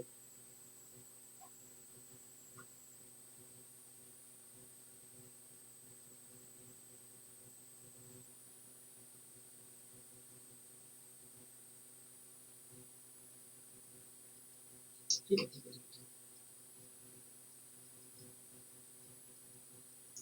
ये हमारा उत्तर सही है। ठीक है, ये हमारा उत्तर सही है। मैं वो प्राकृतिक संख्या वाला लगा रहा था कॉन्सेप्ट। प्राकृतिक संख्या वाला अगर हम कॉन्सेप्ट लगाते हैं तो कुल मिलाकर देखा जाए तो हम वहां पर भी वो कॉन्सेप्ट प्रयोग कर सकते हैं, कॉन्सेप्ट प्रयोग कर सकते हैं। लेकिन वहां पर हमें कॉन्सेप्ट प्रयोग करने के लिए अगले जो 5 नंबर है, अगले जो 5 प्राकृतिक संख्या है उन्हें भी लेना पड़ेगा। इस प्रकार देखा है तो कुल मिलाकर 55 टर्म हो जाएगा। क्या 55 टर्म हो जाएंगे। तो इस प्रकार हमें 55 वाला टर्म प्रयोग करना पड़ेगा। 55 टर्मों का 55 प्रथम 55 प्राकृतिक संख्याओं का योग का फॉर्मूला लगाना पड़ेगा। ठीक है, यहाँ पर फिलहाल के लिए नहीं लगा सकता हूँ, अगर लगाना है तो 55 प्रथम प्रथम 55 प्राकृतिक संख्याओं का योग का फॉर्मूला लगेगा। ठीक है, और वैसे यहाँ पर आप करते हो तो इस प्रकार हम तेजी से यहाँ पर ऐसे निकाल सकते हैं। ठीक है, मैं कंफ्यूज हो रहा था, मुझे ध्यान नहीं आ रहा था कि मैं क्या कर रहा हूँ। ठीक है, अब आइए दोस्तों हम बढ़ते हैं अपने अगले क्वेश्चन की ओर। वैसे सही है उत्तर। दोस्तों आप इस क्वेश्चन को देख रहे हैं कहोगे हाँ, इस क्वेश्चन को हम देख रहे हैं। ठीक है, इस क्वेश्चन को हम देख रहे हैं। ठीक है, इस क्वेश्चन को देख रहे हैं कहोगे हाँ, इस क्वेश्चन को देख रहे हैं। क्या कह रहा है इस क्वेश्चन, ये क्वेश्चन कहोगे, देखिए ये क्वेश्चन कह रहा है कि समानांतर श्रेणी का कुल योग ज्ञात करें, समानांतर श्रेणी का कुल योग ज्ञात करें। हाँ, दोस्तों आपके सामने एक नंबरों की श्रृंखला लिखी गई है जो कि समानांतर श्रेणी में कह रहा है उसका योग ज्ञात करें, जिसका पहला टर्म में दिया गया 25, दूसरा टर्म में दिया गया है 24.5, तीसरा टर्म में दिया गया है 24, उसके बाद अगला आएगा 23.5, उसके बाद 23, उसके बाद 22.5, उसके बाद 22, ऐसे ही आखिर इसी प्रकार आगे चलते चलते एक आया, उसके बाद 1/2 आया है। कह रहा है इसका योग ज्ञात करिए, इसका योग ज्ञात करिए। ठीक है, दोस्तों आपके सामने एक नंबरों की श्रृंखला लिखी गई है जिसका पहला टर्म में देखा जाए तो 25, जिसका पहला टर्म में देखा जाए तो 25, और यही चीज वहां पर भी गलती हो रही थी जो मैं वहां पर लगा रहा था, पिछले वाले क्वेश्चन में लगा रहा था और गलत आ रहा था उत्तर। वही चीज वहां पर भी गलती हो रही थी, मुझे ध्यान नहीं था। ठीक है, वहां पर टर्मों की संख्या बढ़ जाती है अगर मैं शुरुआती प्राकृतिक संख्याओं का फॉर्मूला लगाता। तो पहला टर्म में देखा 25 दिया गया है, दूसरा टर्म में दिया गया है 24.5, दूसरा टर्म में दिया गया है 24 सही 1/2, 24 सही 1/2 दिया गया है, तीसरा टर्म तीसरा टर्म क्या दिया गया होगा, तीसरा टर्म हमें 24 दिया है, तीसरा टर्म हमें 24 दिया गया है। ऐसे ही चलते चलते उसके बाद आया है एक, उसके बाद आया है 1/2, उसके बाद आया है एक, उसके बाद आया है 1/2। हाँ हाँ, यही तो आया होगा, हाँ यही है, यही है, यही है। कोई दिक्कत नहीं, पसंद करो। कह रहा है कि हमसे इसी सीरीज का तो उत्तर पूछ रहा है, इस सीरीज का हमें योग पूछ रहा है, हाँ इस सीरीज का हमसे योग पूछ रहा है, इस सीरीज का हमसे योग पूछ रहा है, इस सीरीज का हमसे योग पूछ रहा है, कहोगे हाँ इसी सीरीज का हमसे योग पूछ रहा है। ठीक है, तो आइए हम यहाँ पर योग निकालने की कोशिश करते हैं, आइए हम इस सीरीज का योग निकालने की कोशिश करते हैं। ठीक है, कोई दिक्कत नहीं, पसंद करोगे, हमें कोई दिक्कत कोई परेशानी नहीं है, हमें कोई दिक्कत कोई परेशानी नहीं है। ठीक है दोस्तों, आप सबसे पहले ये बताइए किस प्रकार की सीरीज है, कहोगे देखिए यहाँ पर देखिए यहाँ पर मैं अगर देखूं तो दो क्रमागत टर्मों के बीच का अंतर सेम है। जब दो क्रमागत टर्मों के बीच का अंतर सेम होता है तो उसे हम कहते हैं समांतर श्रेणी। मतलब ये एक समांतर श्रेणी है, कहोगे हाँ ये एक समांतर श्रेणी है, एक समांतर श्रेणी है। मतलब इस समांतर श्रेणी का हमसे योग पूछ रहा है, कहोगे हाँ। तो आप मुझे बताइए, आप देखकर बता सकते हैं कि इस समांतर श्रेणी में कुल कितने टर्म होंगे जो हमसे योग पूछ रहा है। आप मुझे देखकर बताइए इस समांतर श्रेणी में कुल कितने टर्म है जो हमसे इसका योग पूछ रहा है, कहोगे देखिए दिमाग लगा के बताइए, बुरा भाग नहीं करना है, दिमाग लगा के बताइए कुल कितने टर्म है, कहोगे देखिए पहली बार 25 लिखा है, उसके बाद आधा कम कर दिया है, पहली बार 25 लिखा, उसके बाद आधा कम, 25 में से आधा कम करके लिखा, उसके बाद 24 लिखा, फिर से आधा कम करके लिख रहा है, उसके बाद फिर से 23 आया, उसके बाद फिर से आधा कम करके लिख रहा है, उसके बाद 22 आया, फिर से आधा कम करके लिख रहा है। इसी प्रकार ऐसे ही एक लिखा है, उसके बाद आधा कम करके लिखा है। तो इस प्रकार देखा है तो हर पूर्णांक में से आधा कम करके लिखा है। तो वे देखिए यहाँ पर देखा है तो हर पूर्णांक में से आधा कम करके लिखा है। यहाँ पर कुल मिलाकर देखा है तो 25 पूर्णांक है और 25 पूर्णांक में से आधा कम करके लिखा है। तो एक बात बताइए, 25 पूर्णांक है और 25 पूर्णांक में से आधा करके लिखा है, तो 25 कितने होते हैं, कहोगे 50। तो इस प्रकार देखा जाए तो कुल कितने टर्म है यहाँ पर, कहोगे 50 टर्म है। कितने टर्म है, 50 टर्म है। हाँ कुल कितने टर्म है, कहोगे 50 टर्म है। आप मेरी बात से सहमत है, कहोगे हाँ हम आपकी बात से सहमत है, हम आपकी बात से सहमत है। ठीक है, हम आपकी बात से सहमत है, हम आपकी बात से सहमत है, हम आपकी बात से सहमत है। ठीक है, कोई दिक्कत कोई परेशानी, कहोगे नहीं। कुल कितने टर्म है यहाँ पर, कहोगे 50 टर्म है। ठीक है दोस्तों, ये एक समानांतर श्रेणी है, कहोगे हाँ ये समानांतर श्रेणी है। अगर ये एक समानांतर श्रेणी है तो इस समानांतर श्रेणी का औसत क्या होगा, कहोगे देखिए किसी भी समानांतर श्रेणी का जो औसत होता है पहले और आखिरी टर्म के जोड़ के आधे के बराबर होता है। मतलब देखा जाए तो इस समानांतर श्रेणी का जो औसत होगा 25 में, अगर मैं पहला दोस्तों मैंने पूछा कि समानांतर श्रेणी का औसत क्या होगा, तुरंत आपने कहा कि किसी भी समानांतर श्रेणी का जो औसत होता है पहले और आखिरी टर्म के जोड़ के आधे के बराबर होता है। तो पहले और आखिरी टर्म का जोड़ देखा जाए तो 25 दूना 50, एक मिनट में उल्टा लिख रहा हूँ। तो देखिए पहला, तो देखिए इस सीरीज का पहला जो टर्म है 25 है और आखिरी टर्म में देखा जाए तो 1/2 है। तो देखिए पहला टर्म 25 है और आखिरी टर्म में देखा जाए तो 1/2 है। इस प्रकार देखा जाए तो इस सीरीज की, देखिए किसी भी समानांतर श्रेणी के पहले और आखिरी टर्म के जोड़ के आधे के बराबर होता है एवरेज का। इस प्रकार 25 दूना 50, 50 से 51/2 आया योग, और इसका मैं आधा करूंगा तो 51/4 है। इस प्रकार देखें तो इस समानांतर श्रेणी का जो औसत होगा 51/4 होगा, 51/4 है। हाँ, इसका मतलब क्या है, अगर इस सीरीज का औसत, ये जो समानांतर श्रेणी इसका औसत 51/4 है, तो इसका मतलब क्या है, इसका मतलब ये है कि इनमें से जितने टर्म है अगर इनका औसत 51/4 है तो इसका मतलब ये है कि इनमें से प्रत्येक टर्म की वैल्यू 51/4 है। दोस्तों इस सीरीज में कुल मिलाकर 50 टर्म है, इसका मतलब यही है कि 50 टर्म में से प्रत्येक की वैल्यू ये है, कहोगे हाँ। अगर दोस्तों 50 टर्म में से प्रत्येक की वैल्यू ये है तो 50 टर्म की वैल्यू क्या होगी, तो वही इतनी होगी। हाँ, अब इसे मैं सोल्व कर लेता हूँ, ये मैं सोल्व कर लेता हूँ। ठीक है दोस्तों, अगर मैं 2 से इसे डिवाइड करता हूँ तो 2 आया, यहाँ पर 25 आया, यहाँ पर 25 आया। 25 से मैं मल्टीप्लाई करता हूँ तो क्या होगा, देखिए 25 से जब आप मल्टीप्लाई करोगे, 25 से मल्टीप्लाई करोगे तो 25 से 25 के 5 जोड़ करेंगे। ठीक है, 25 पंचे 125, 125 और 227, तो ये 1275/2 आया। अब 2 से डिवाइड भी करेंगे, कहोगे हाँ, तो 2 छिंग 12, 2 3 6, 2 7 14, 637/2 आया। 637 सही 1/2 आया। क्या है, 637 सही 1/2 आया। मतलब ये जो सीरीज लिखी गई थी, ये जो सीरीज लिखा गया है, इसका कुल योग जो होगा 637 सही 1/2 होगा। 637 सही 1/2 होगा। ठीक है, कोई दिक्कत कोई परेशानी कोई नहीं, हमें कोई दिक्कत कोई परेशानी नहीं है। ठीक है, तो हमें कोई दिक्कत कोई परेशानी नहीं है। तो दोस्तों ये आपका जो कॉन्सेप्ट मुझे करवाना था, जो मैं कह रहा था इतने दिन से कॉन्सेप्ट करवाने के लिए कि हम किसी भी समानांतर श्रेणी का बिना फॉर्मूले के योग निकालेंगे, वो चीज आपका पूरी तरीके से खत्म होगा। ठीक है, अब इसके ऊपर हम समानांतर श्रेणी में जो बेसिक क्वेश्चन होते हैं, बेसिक नहीं, एक तरह से लैंग्वेज वाले जो क्वेश्चन होते हैं, अभी तक तो हम सीरीज से पढ़ रहे थे, हम सीरीज का योग निकाल रहे थे, लेकिन जो जैसे कि लैंग्वेज पे आधारित होते हैं एपी में क्वेश्चन। अब उन सभी क्वेश्चनों को हम यहाँ पर सोल्व करेंगे, ठीक है। तो दोस्तों आज के लिए बस इतना ही रखते हैं, ठीक है। मिलेंगे इसी ऊर्जा और इसी उत्साह के साथ अगली वीडियो में। नमस्कार।